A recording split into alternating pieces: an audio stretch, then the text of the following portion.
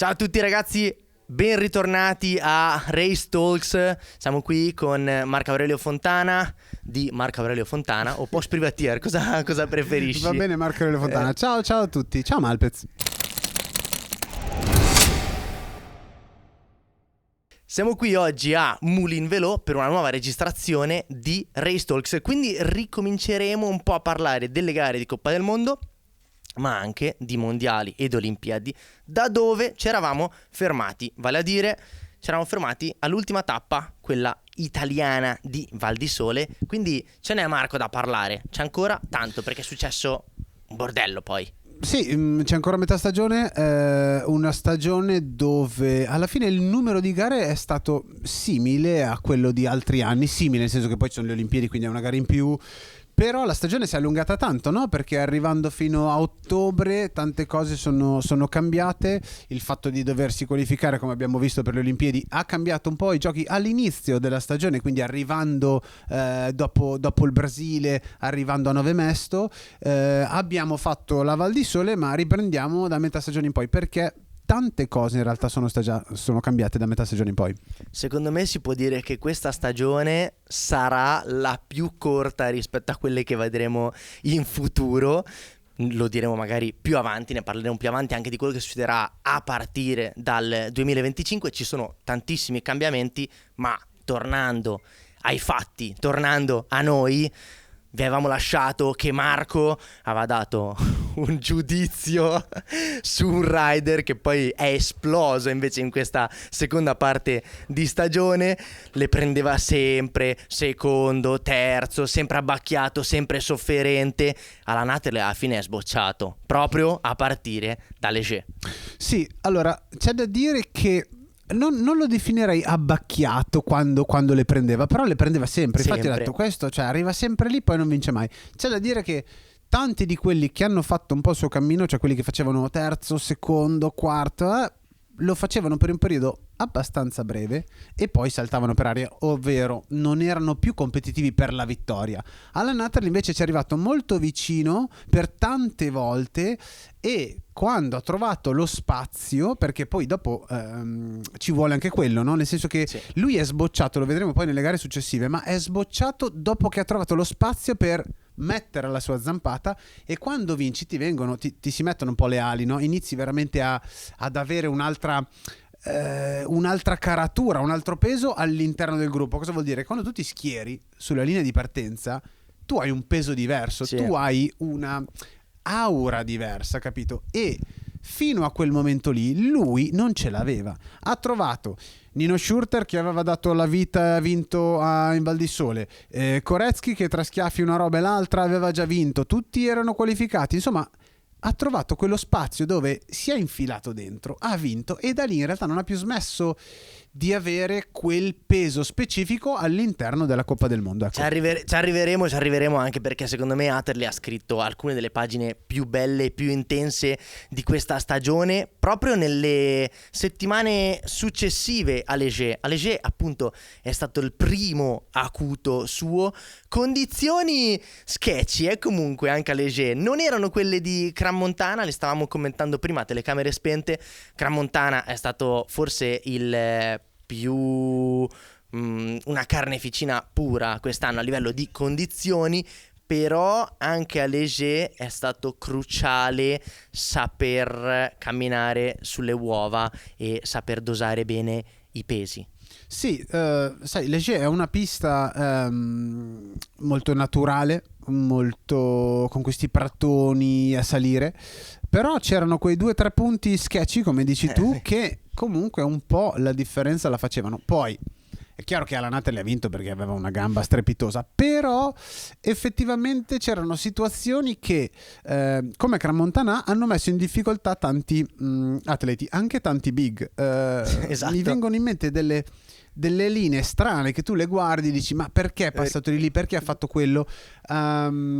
Diciamo che era un momento particolare.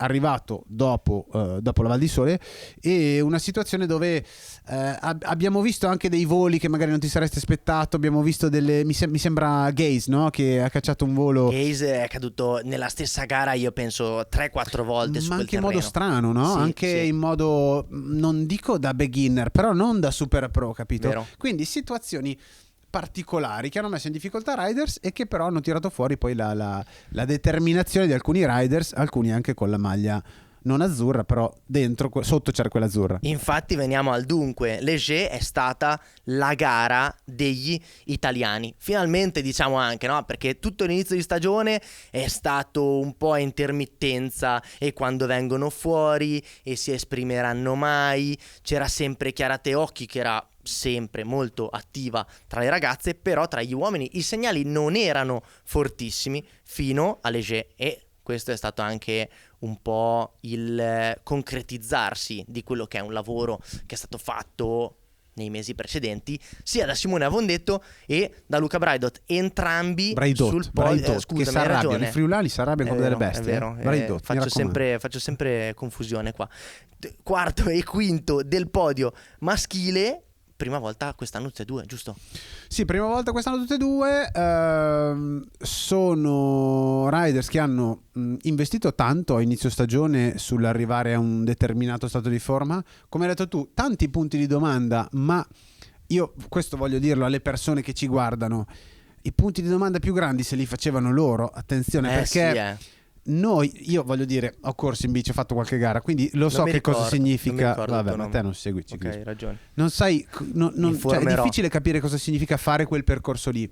E io vi assicuro che essere lì, stai facendo un cammino, vedi determinati risultati magari in allenamento per i tempi, perché la sensazione, e poi non arriva il risultato, e poi quella domenica non ci sei.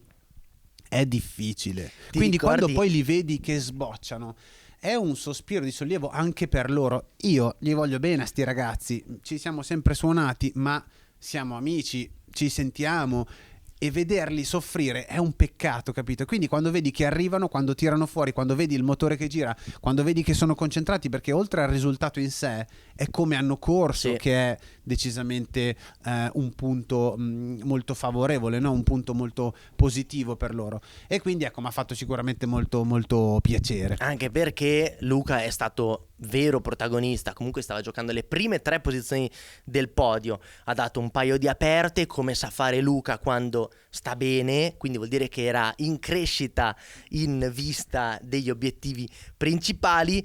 Poi vabbè, diciamo che sul rettilineo all'ultimo giro si è fatto passare da Simon Andreasen, ma ci stava, no? E comunque anche Luca ha dato un paio di cartelle, una delle quali sull'unica rampa io penso che ci fosse a Leger, cioè l'unica rampa in discesa, l'unico pezzo artificiale.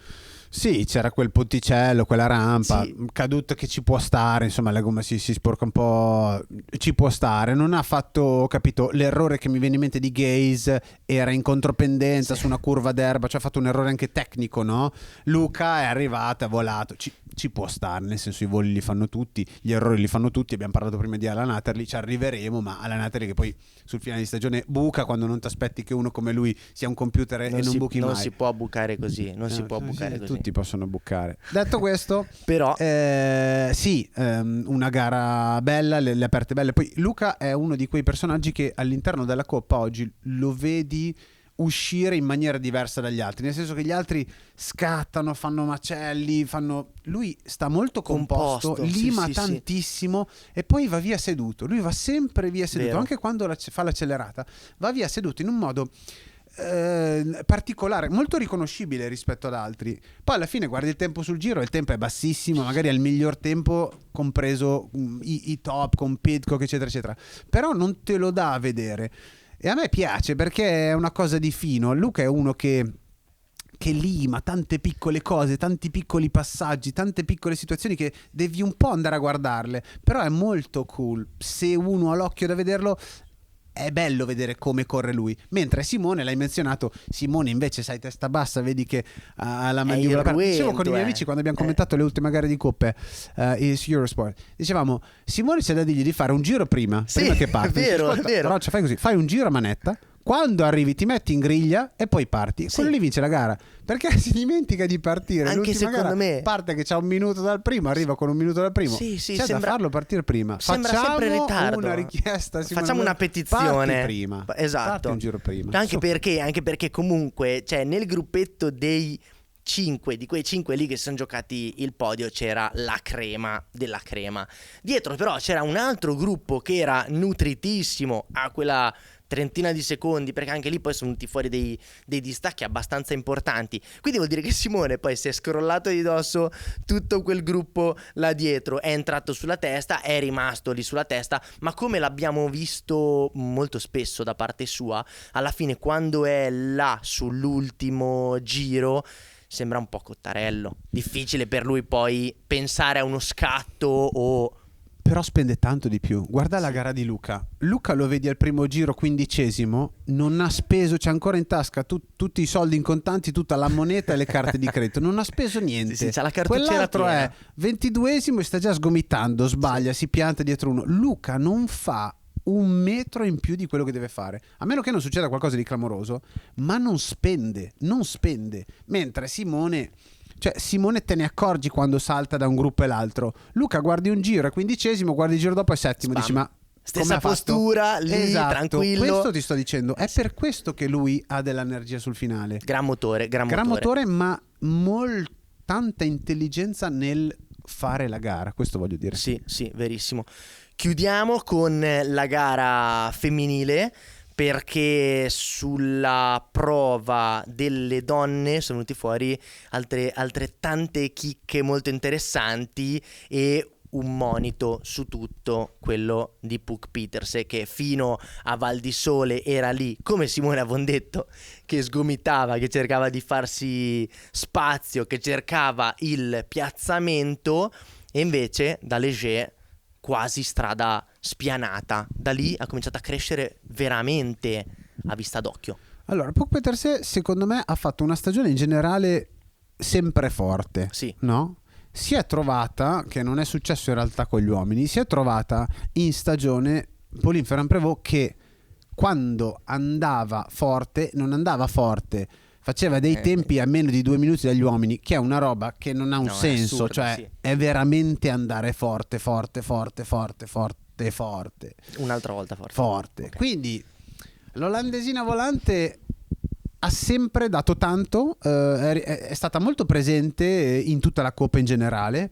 A Leger è venuta fuori, lei viene fuori in tante situazioni diverse, cioè mi sorprende nel senso che viene fuori nella gara velocissima da grossista, viene fuori nella gara tecnica, viene dove fuori c'è fango, in realtà va sempre forte. È chiaro che se c'è una situazione difficile con quei tratti un po' scivolosi viene ancora più fuori, anzi magari in una gara veramente impegnativa, veramente tecnica, un po' crossistica, potrebbe anche impensierire una come Pauline in alcune situazioni.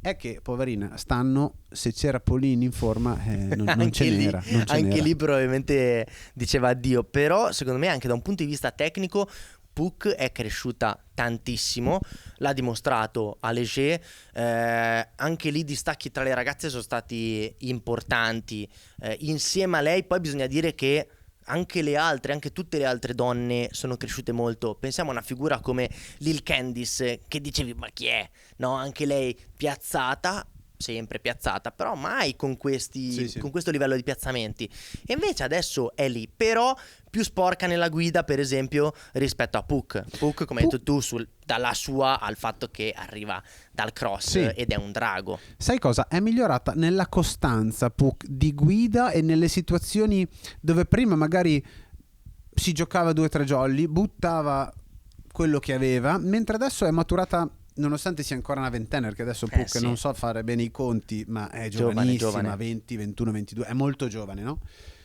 Per quell'età lì fa delle cose dove chiude il gas, non rischia più di tanto, l'abbiamo visto anche più avanti in Coppa, ma da lì logicamente è un po' partita veramente alla grande, dove non rischiava in alcuni punti, rischiava tanto in altri, ma l'economia del gesto in tutto il giro era molto positiva, e per una così giovane non è facile, perché sai, l'abbiamo visto anche con gli uomini, ci sono dei ragazzi che magari fanno volano a 20, però oggi ci sono tanti ragazzi che ne hanno 25, 28, 30, cioè sono grandi, non sono diciottenni, capito, per fare una carriera costante, mentre lei, nonostante i 20 anni d'età, sta facendo delle cose da grande, ecco. Sì, mi fai anche tornare in mente 2 tappe, per esempio, già di quest'anno di Coppa del Mondo, proprio affrontate da Puck Pieterse con questa sapienza, con questa capacità, Nove Mesto e Crans-Montana. Crans-Montana non ha vinto e forse era anche una delle rider un po' più